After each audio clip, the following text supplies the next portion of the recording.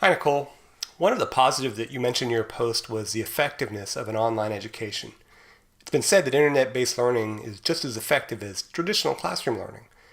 I agree with that, with the caveat that a small percentage of the population is probably less effective.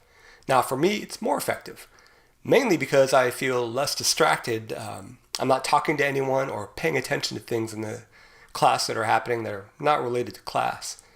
Unless the notifications on my Mac are left on, then it rings every time I get an email. I stop everything I'm doing, I check the email, and I try to get back on task. I like how you mentioned that the accessibility of internet-based learning and how you mentioned how it provides a greater impact.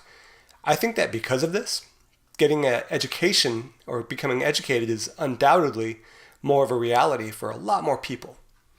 You mentioned that one of the negatives it takes is more effort to foster a positive classroom experience.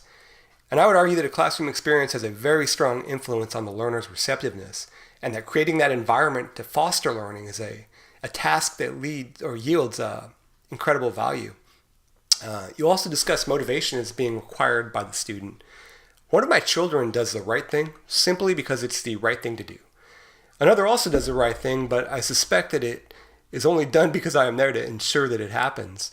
Now, as that relates to self-motivation, I think that online students, some of them that are internally motivated will do fine versus those that are externally motivated that require some type of outside influence or structure.